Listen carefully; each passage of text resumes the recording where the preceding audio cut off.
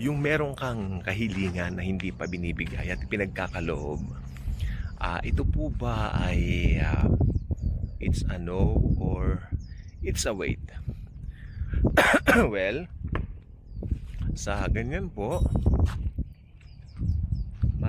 dapat malaman natin na ang Panginoong Hesus po ang meron pong kontrol sa lahat ng bagay at hindi po tayo. Okay, ito po kasi yung usapan po kanina at sabi ko, abay makikinabang naman po yung mga makikinig kung mapag-uusapan natin ng tungkol po dito. May mga kahilingan tayo sa buhay na kung hindi mo titignan mabuti at kung padalos-dalos ka lang, para akala mo dahil yun yung gusto mo, parang yun na yung, di ba, yung the best. Pero sa totoo lang po, hindi po ganon dahil ang Panginoon pa rin po ang merong kontrol sa lahat ng mga nangyayari sa buhay po natin. Minsan, ako nangyari po sa akin ito, na-realize ko po, marami rin po akong kahilingan dati na hindi po nangyari, pero upon seeing the big picture right after, doon ko po nalaman na iniligtas pala ako ng Panginoon sa isang pangyayari na dapat ay mas pangit yung nangyari. Alam niyo yun?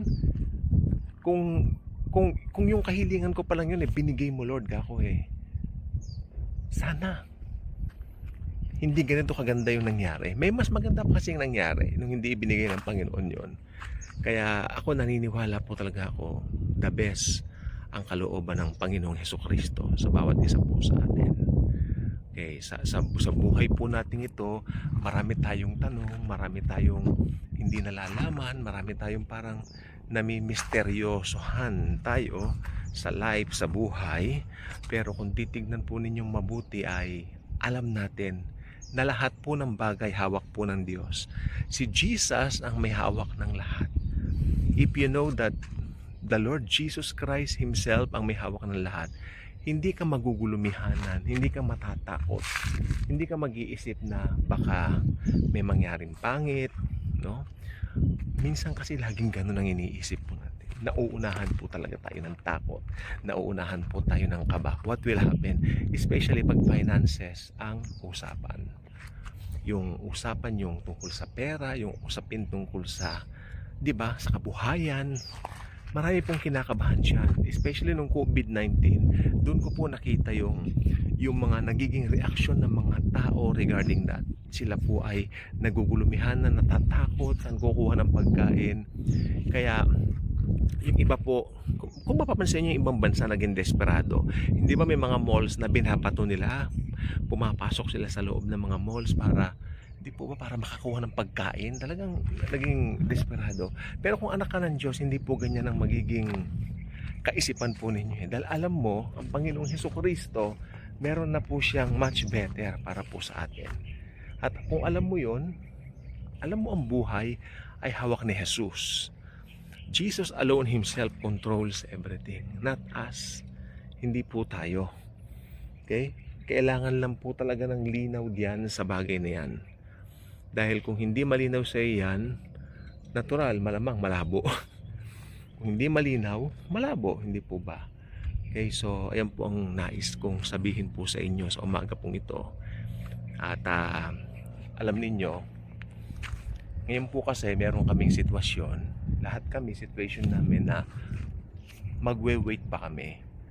Hindi namin alam kung ano yung mangyayari. Meron kami ngayon inaasa. May inaasahan kasi kami dati na mabebentang ganito, property and all that, pero hindi po nangyari ngayon. At ngayon po ay talaga nandun kami sa situation na kung saan kailangan namin maghintay. Kailangan naming parang mag-relax. Wag muna kaming, dahil hindi namin alam kung ano pong mangyayari. Nandun po kami sa situation na gano'n. Pero it doesn't follow naman po na nawawalan na kami ng pag-asa. Dahil alam naman po namin na ang Panginoon po meron pong much better na maganda para po sa amin. So ako po thankful sa Panginoon sa mga nangyayari po ngayon. Dahil alam ko, hindi po tayo pababayaan ni iiwan man. Ano po?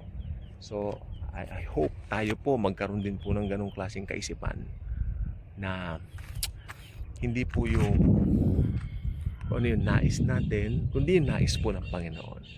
Kaya nga po ang best prayer po talaga ay ay walang iba kundi ang mangyari ang iyong kalooban, Lord Jesus. Yun po ang best prayer sa lahat. So, yan. Yan po ang gusto ko po sabihin sa atin po sa umagang ito. Okay? At ang umaasa sa Panginoon na hindi po mabibigo kahit kailan. Yan po ang isang magandang katotohanan po dyan. Kaya na alam natin na sa Kanya tayo nakatindig, sa Kanya po tayo nakaasa. Okay? At marami pa po magandang balak na gawin ng Diyos sa mga buhay natin. Hindi natin naiintindihan, sumusuko na po tayo. Okay? So, rest assured, the Lord is in control of everything sa mga buhay natin. Thank you. God bless.